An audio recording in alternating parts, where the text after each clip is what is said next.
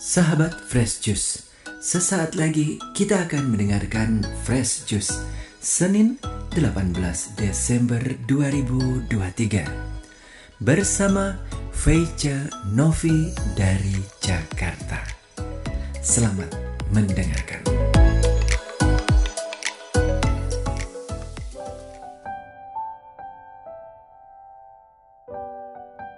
Shalom, sahabat-sahabat pendengar Daily Fresh Juice yang dikasihi Tuhan dimanapun Anda berada. Senang sekali kita dapat berjumpa kembali pada hari ini, Senin, tanggal 18 Desember 2023. Pekan Advent yang ketiga, bersama dengan saya, Feica Novi, di tempat kediaman saya di Kelapa Gading, Jakarta Utara. Hari ini kita bersama-sama akan membaca, mendengarkan, dan merenungkan Injil Yesus Kristus menurut Santo Matius, bab 1 ayat 18 sampai 25. Mari kita dengarkan bersama-sama. Kelahiran Yesus Kristus adalah seperti berikut. Pada waktu Maria, ibunya, bertunangan dengan Yusuf, ternyata ia mengandung dari Roh Kudus sebelum mereka hidup sebagai suami istri. Karena Yusuf suaminya seorang yang tulus hati dan tidak mau mencemarkan nama istrinya di muka umum, ia bermaksud menceraikannya dengan diam-diam. Tetapi ketika ia mempertimbangkan maksud itu, malaikat Tuhan nampak kepadanya dalam mimpi dan berkata, "Yusuf anak Daud, janganlah engkau takut mengambil Maria sebagai istrimu, sebab anak yang di dalam kandungannya adalah dari Roh Kudus. Ia akan melahirkan anak laki-laki dan engkau akan menamai dia Yesus, karena dialah yang akan menyelamatkan umatnya dari dosa mereka." Hal itu terjadi supaya genaplah yang difirmankan Tuhan oleh Nabi. Sesungguhnya anak darah itu akan mengandung dan melahirkan seorang anak laki-laki, dan mereka akan menamakan dia Immanuel, yang berarti Allah menyertai kita.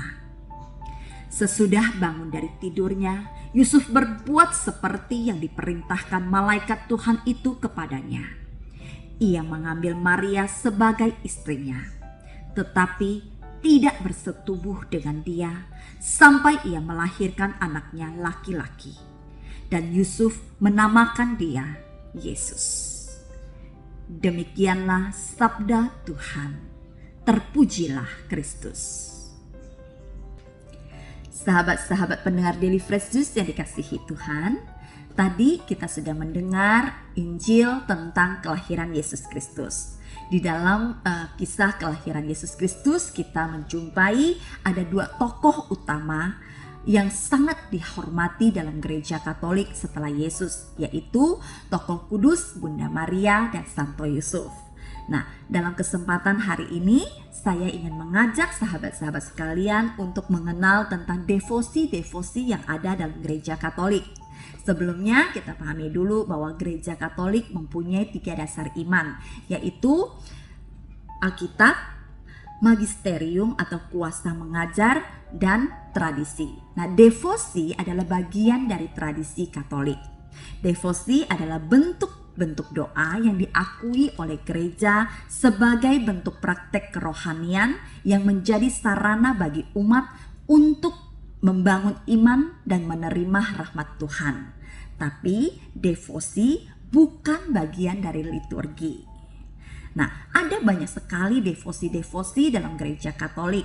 Di antaranya seperti devosi kepada Bunda Maria, kita mengenal doa Rosario, ada novena 3 kali Salam Maria, ada devosi 7 Duka Maria, dan masih banyak lagi. Lalu ada devosi-devosi melalui para kudus seperti novena Santo Yudas Tadeus, ada novena Antonius Padua, dan yang hari ini kita bahas tentang devosi kepada Santo Yusuf. Santo Yusuf adalah tokoh yang sangat penting dalam gereja Katolik yang diceritakan dalam Alkitab bagaimana ia mengambil peran karena panggilan Allah untuk menjaga Yesus dan Bunda Maria. Nah, dalam devosi kepada Santo Yusuf ada dikenal namanya Rosario Santo Yusuf. Bentuknya seperti ini ya. Kelihatannya mirip dengan Rosario Salam Maria, tapi butirannya jumlahnya berbeda. Dan ini ada medali Santo Yusuf dan ada medali Keluarga Kudus. Nah, ini salah satunya. Kemudian ada devosi doa Santo Yusuf tidur. Doa Santo Yusuf tidur ini dasar alkitabiahnya adalah Injil yang kita dengarkan tadi, bahwa malaikat Tuhan datang kepada Yusuf untuk meneguhkan hatinya agar Santo Yusuf berani untuk mengambil Maria sebagai istrinya. Kemudian ada kisah berikutnya, setelah Yesus dilahirkan, Allah juga datang kepada Santo Yusuf dalam mimpinya ketika ia sedang tidur untuk menyampaikan apa yang harus dilakukan oleh Santo Yusuf karena Herodes akan membunuh bayi Yesus. Dalam Matius bab 2 ayat 13 tertulis bahwa Allah berkata kepada Santo Yusuf, "Bangunlah, ambillah anak itu serta ibunya. Larilah ke Mesir dan tinggallah di sana sampai aku berfirman kepadamu. Karena Herodes akan mencari anak itu dan membunuhnya." Dalam kisah bagaimana Tuhan datang kepada Santo Yusuf melalui malaikatnya dalam mimpi ketika Santo Yusuf sedang tidur, juga bagaimana Tuhan datang secara langsung kepada Santo Yusuf ketika ia juga sedang tidur dalam mimpinya, kita melihat bahwa dalam tidur pun Allah menunjukkan jalan keluar bagi Santo Yusuf yang sedang galau karena mengetahui bahwa ternyata Bunda Maria mengandung dari Roh Kudus. Kemudian dalam tidur Tuhan juga datang untuk menyampaikan kepada Santo Yusuf bahwa akan ada bahaya yang sedang mengintai bayi Yesus dan Bunda Maria, sehingga Tuhan menunjukkan jalan kepada Santo Yusuf apa yang harus ia lakukan untuk menghindari pembunuhan yang akan dilakukan oleh Herodes. Doa Santo Yusuf tidur ini sangat baik didoakan bagi kita yang mungkin merasa bahwa tidak ada solusi dalam kehidupan kita, atau mungkin tidak tahu jalan apa yang harus kita lakukan. Kita bisa berdoa kepada Tuhan melalui perantara Santo Yusuf dengan doa Santo Yusuf tidur, supaya kasih Allah kepada Santo Yusuf yang telah memberikan tangannya sebagai tempat berbaring bagi bayi Yesus, sebagai pribadi yang pertama kali melihat bayi Yesus dan segala rahmat yang ia terima melalui tugasnya menjaga Yesus dan Bunda Maria, bisa menjadi perantara buat kita dalam doa-doa ketika kita mengalami kebingungan dalam menentukan jalan kehidupan kita. Doa-doa devosi dan penghormatan kita terhadap orang kudus diimani memiliki kekuatan perantara kepada Yesus. Orang-orang kudus diyakini menerima kuasa dari Yesus sebagai pribadi-pribadi yang tinggal di dekat Yesus dan yang menjaga kekudusan hidup mereka dalam iman akan Kristus. Doa-doa devosi dan orang-orang kudus yang kita doakan menjadi perantara dan sarana yang membantu kita untuk semakin dekat dengan Tuhan Yesus dan semakin memudahkan kita untuk menerima rahmat Allah. Ada banyak sekali kesaksian-kesaksian yang disampaikan oleh banyak umat tentang bagaimana doa-doa mereka dikabulkan melalui doa-doa devosi, seperti doa 3 kali Salam Maria dan lain-lain.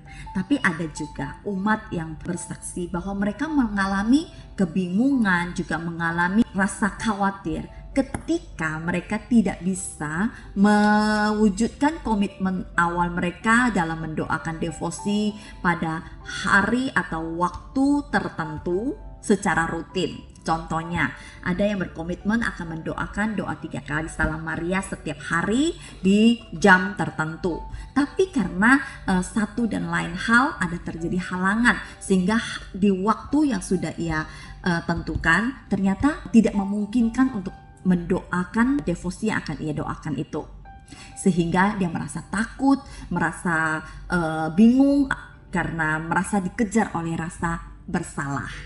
Pada dasarnya, semua doa harus didoakan dengan iman, dengan ketulusan dan ketekunan.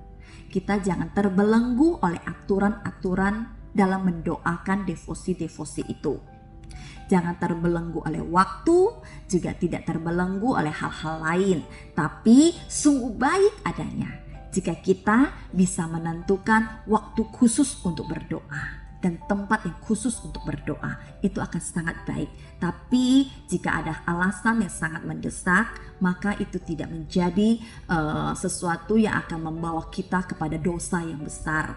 Kita hanya perlu mencari waktu berikutnya di mana kita benar-benar bisa menyediakan waktu secara khusus untuk berdoa secara tulus dan penuh iman.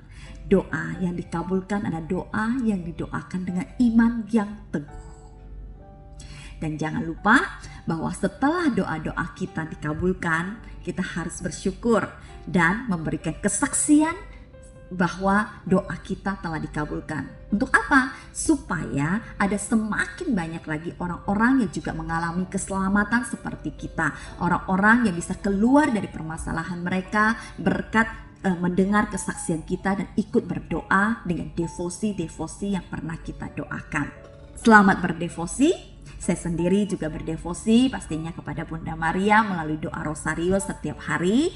Selain itu dalam kebutuhan-kebutuhan tertentu saya juga mendoakan novena 3 kali Salam Maria. Ini doa rosario ya. Dalam kebutuhan tertentu saya juga mendoakan devosi 7 Duka Maria. Nah, ada juga doa novena Santo Yudas Tadeus.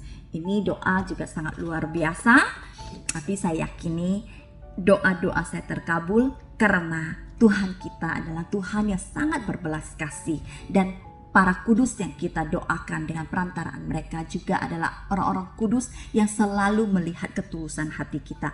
Bayangkan jika Anda mendoakan doa ini, Anda harus berdoa 6 kali dalam sehari, kemudian harus datang ke gereja meninggalkan 9 lembar doa ini setiap hari selama 9 hari berturut-turut. Para kudus yang kita doakan pasti tersentuh hatinya dengan ketekunan, ketulusan, dan komitmen yang kita lakukan dalam berdoa. Apalagi Tuhan Yesus, Tuhan yang penuh dengan belas kasih, yang begitu mengasihi dan mencintai kita. Dia pasti menilai dan melihat bagaimana kita berdoa dengan iman yang teguh, supaya permohonan-permohonan kita bisa dikabulkan oleh Tuhan. Selamat berdevosi, selamat menyambut kehadiran Juru Selamat kita dalam Natal yang kudus, dan selamat menyongsong tahun yang baru. Tahun penuh rahmat, tahun penuh berkat 2024. Tuhan Yesus memberkati. Sampai jumpa tahun depan. Salam Fresh Juice.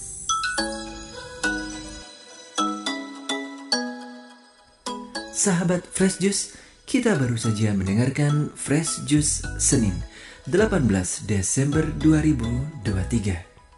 Terima kasih kepada Feice Novi untuk renungannya pada hari ini. Sampai berjumpa kembali dalam Fresh Juice edisi selanjutnya. Tetap semangat, jaga kesehatan, dan salam Fresh Juice.